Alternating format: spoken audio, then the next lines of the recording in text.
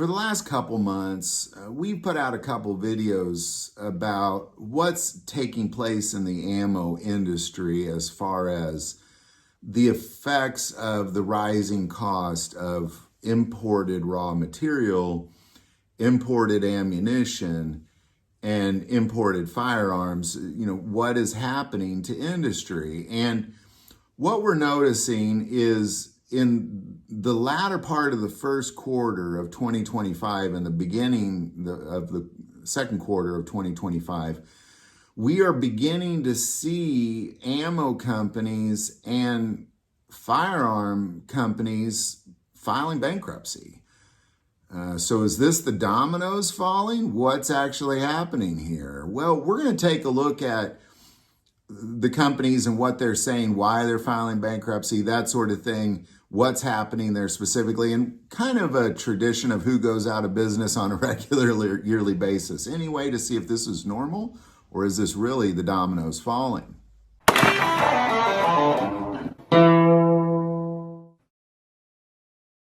All right, so we're going to start by taking a look at what is happening to certain companies, certain industries right now, in the firearm and ammo industry specifically, because I believe that they have a unique industry in their own way, because it's kind of one of the only products that only mostly Americans buy, if that makes sense.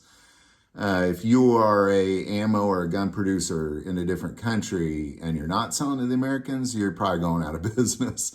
So they need Americans to buy guns. That's who buys most of the guns in the world, and most of the civilian small arms ammo in the world is us. We do, and that's, of course, we all know that. That's a no-brainer, but it's peculiar to this industry because all other industry, everybody participates in the auto industry, the clothing industry, the tobacco industry, the fill in the blank industry. It's really only the guns and ammo industry that's unique to America.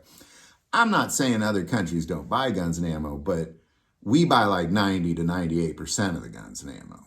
So with that being said, let's take a look at what's happening with domestic companies only, and then we're going to talk about foreign companies here in a second as well, because a couple foreign companies going out of business who only sell to us. So locally, ammo companies, we'll start with the ammo companies first, and we'll talk about the firearm companies as well. We got Specialty Cartridges Inc. they're filing bankruptcy. We'll see how they pull that off. This is, of course, Atlanta Firearms. They are operated by Specialty Cartridge. A massive amount of civilian ammo comes from Specialty Cartridge. Why are they going out of business? Why are they filing bankruptcy? Well, it's increased production cost is what they're saying, and decreased consumer spending. So it really was kind of a perfect storm. Everything's more expensive to make and nobody's buying it. And obviously this is across the board for everybody. So how people are financially as this comes, because if a company's already financially struggling and then this happens, of course they're going to go out of business. So there's always more to it. I would argue all of these companies were not sitting in this wonderful situation and then all of a sudden 2025 hit and then this happened. But it oftentimes is the straw that broke the camel's back. And that seems to be the case with Specialty Cartridge. So now we're going to go out of the country for just a moment, because I want to stay on ammo before we get into the guns. Is when you have a company like Genex in Bosnia, they are also going out of business. Now, they haven't officially gone out of business, but they've declared they are going to go out of business because of a 35% increase in tariffs going into the United States. Well, why would that be a big deal? Well, and who cares about Genex in Bosnia? Like, what do we care? Well, let's start with they're a giant ammo company that feed us a ton of ammo. But beyond that, they're one of the 7 largest primer producers in the world. And guess what? This is where the dominoes start to fall, because they're importing to many ammo manufacturers in the United States. Primers. Many ammo manufacturers in the United States get their primers outsourced from foreign companies. And Genix is one of the 7 largest in the world. And they're going out of business because of increased tariffs. So now let's go back to the United States, because now you have some of the smaller ammo companies also struggling with increased production costs, but haven't filed bankruptcy or anything like that. So you got to know they're struggling, but they're making it. And then you got some firearm industry having problems. You got Watchtower Firearms LLC going out of business, filing bankruptcy. Increased interest rate loans is what they claim. Increased cost and decreased consumer spending. We're seeing a pattern here. And they made a few handguns. They were kind of a smaller firearm manufacturer. They made demolition handguns, the Commander pistol, the Apache 9. I don't know if you know those ones, but. And then Beloved Sky going out of business, primarily because of non-payment of tax debt, but they also claim the reason that is because decreased consumer spending and increased production cost. So kind of let's put all this together as one big picture. And is it the dominoes falling? I don't know. It could be just mismanagement of certain companies. But what you got, and then we're going to kind of compare this to the last couple of years of other companies before all this started happening. What were they doing? Especially Cartridge Inc. going out of business, filing bankruptcy. That's a big one. They run Atlanta Firearms.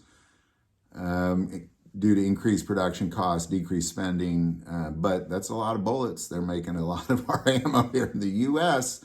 Then you have ammo company, major primer company, biggest 7 of the world, Genix, going out of business in Bosnia. That's then affecting the small arms, the smaller small arms manufacturers here in the U.S. And we'll just keep an eye on it. Hopefully they pull through and they'll do great. And then you have, on top of that, you got all these firearm companies starting to go out of business that make guns. Now, all of this is because of increased cost and decreased consumer spending. That's a big piece of it. So let's compare it to the last couple of years. Well, you had companies like in 2020, like Remington filing bankruptcy and a few others, but that was just, they had issues with their guns. Nobody wanted them, but really ammo companies over the last couple years have not been going out of business. Let's just face it. They've only been thriving. If you happen to have an ammo company when 2020 ammo shortage hit, you should be really rich right now if you played your cards right. So the fact that any of these people are going out of business is really, it's confusing in that, don't they have plenty of money already?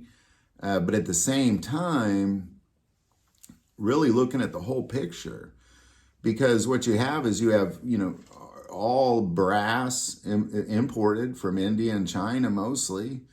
You got your gunpowder mostly imported. You got your primers mostly imported. Well, about 40% imported. 3 of the big 7 are here in the U.S., so that's good. Primer producers.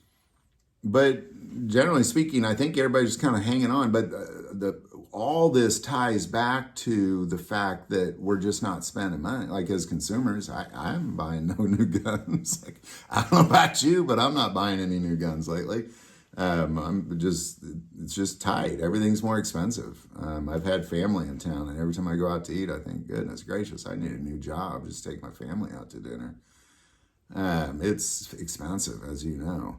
So consumer spending is down and production cost is up. And again, the problem with this industry is we're the only ones buying it. So if we're not buying it, and it's costing them more to import it, because when you take something like oil, for example, if Canada's did I want to import oil to us, they'll just import it to somebody else. Well, they can't do that. Like it's not going to work out that way in the ammo and gun industry. That's just the bottom line in effect. So I don't know. Are these dominoes falling? as long as there's not some sort of rush on ammo, but we're not spending, so I don't see there being, and honestly, that probably saved the ammo industry at this point. So I don't see it. I would say no, these aren't dominoes falling. What this is it's hard to watch. I believe prices are going to go up because of it. I hate to see Sky go out of business. I like that gun, but so you got kind of that sort of thing. You're like, oh, that's too bad that company, but maybe some company you like go out of business. But is it going to affect the entire industry like a Domino's?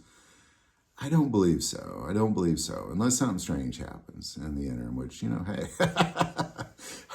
Well, there you go, man.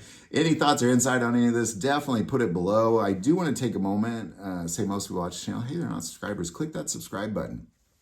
Greatly increases the algorithm and our ability to get these messages out. These kind of conversations aren't really being had by most people on YouTube. So that link is below. Most important part of this channel, we take prayer requests. So please don't ever hesitate to send that in. And in this moment, I'd like to pray for whoever's watching this video, and myself included. Heavenly Father, Lord God, I lift up whoever's watching this video to you and myself. God, I pray that you guard over us fiercely. Lord, that you guard over our loved ones, our homes, our possessions, our finances. Lord, thank you. Thank you for being in charge. And Lord, I pray that you bless us abundantly. We want all the blessings that you have for us, Lord. And thank you in advance for what you're about to bring into our lives. In Jesus' name, amen. Well, thank you for watching this episode of God, Family, and Guns. And as always, love God, love your family, and love guns.